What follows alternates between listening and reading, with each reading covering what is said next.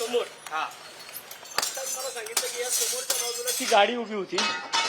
सुरक्षा कर्मचारी इथं 20 सुरक्षा कर्मचारी आहेत. जर 20 सुरक्षा कर्मचारी असून आमच्या एखाद्या बहिणीवरती जर बलात्कार होत असेल आणि सुरक्षा कर्मचारी जे इथं नसतील, सुरक्षा केबिन कशाला पाहिजे? कशाला सुरक्षा केबिन पाहिजे? जर तुमच्या इथं आतमधल्या बाजूला पोलीस येऊ शकत नाहीत, पोलिसांचं इथं नियंत्रण नाहीये, मग यांच्या सुरक्षा कर्मचाऱ्यांचं कशाला? इथं काय फक्त यांना बसण्यासाठी केबिन केल्यात का ह्या? जर ह्या ठिकाणी केबिन मध्ये बसून ही लोक आतमधल्या बाजूला जिथे मी आता जाऊन आलो त्या ठिकाणी जर आपण पाहिलं तर तिथं शिवशाही नावाच्या 4 एसटी उभ्या आहेत. 4 एसटींचं ह्या लोकांनी लॉजिंग केलंय. याचा अर्थ असा होतो की ह्याच नालायक लोकांच्या ह्या सुरक्षा कर्मचाऱ्यांच्या यांच्या अंडर ह्यांच्या उपस्थितीमध्ये इथं रोज बलात्कार होतात. तुम्ही जाऊन जर स्वतः मीडियाने जर या सगळ्या गोष्टी पाहिल्या की ज्या एसटी मध्ये आता एवढ्या मोठ्या प्रमाणात कंडोम्स पडलेत, म्हणजे याचा अर्थ या संपूर्ण आगाराला कंपाऊंड आहे. इथं मागच्या बाजूला आहेत ढिगाणी, त्याच्यामध्ये आता जाऊन शेकडोनी कंडोम्स पडलेले आहेत. आम्ही आता तिथं जाऊन आलोय. म्हणजे याचा अर्थ हा एक प्रकार इथं घडला, इथं रोज होतोय आणि ह्याच्यामध्ये ह्या लोकांचा हात आहे, ह्या कर्मचाऱ्यांचे हात आहेत त्याच्यामध्ये. हे सुरक्षा कर्मचारी काय करतात? इथं बसून काय फक्त ही लोक इथं केबिन उभवायला आहेत काही लोक.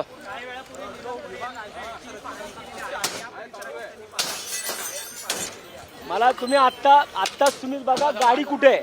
गाडी इथं समोर होती आत्ता, म्हणजे ज्या टायमाला बलात्कार घडला त्या टायमाला गाडी सुरक्षा केबिनच्या समोर होती.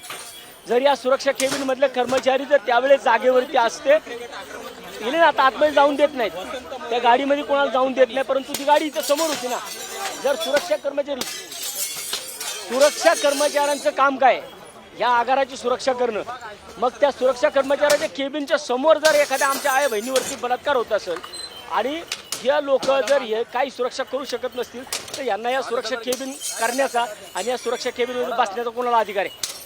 यांना इथं बसण्याचा अधिकार नाही. मी एक विषय नाही, आत्ताचा विषय हा झालेला गंभीर आहे, परंतु तुम्ही जर पलीकडच्या बाजूला गेलात आणि पलीकडच्या बाजूला जाऊन तुम्ही बघा, त्या 4 शिवशाहीच्या गाड्या दाखवा, ज्या शिवशाहीच्या गाड्यांमध्ये अक्षरशः बेडशीट, रग, महिला भगिनींच्या तुम्ही दाखवू शकता 100%. चला आपल्यासोबत वसंत मोरे होते, त्यांनी याची सुरक्षा केबिन तोडलेली आहे.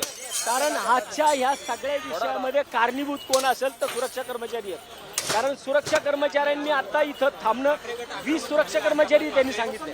मग 20 सुरक्षा कर्मचाऱ्यांच्या मधील जर त्या सुरक्षा कर्मचाऱ्यांच्या केबिनच्या समोर एका भगिनीवरती बलात्कार होत असेल तर ह्या नालायकांना इथं बसायचा अधिकार नाहीये.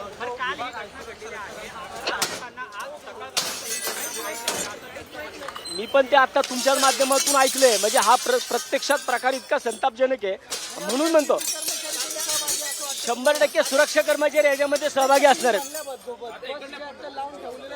तुम्ही तिथं चला, 100%. एसीपी ऑफिस आहे, तुम्ही एसटी बघा त्या समोर.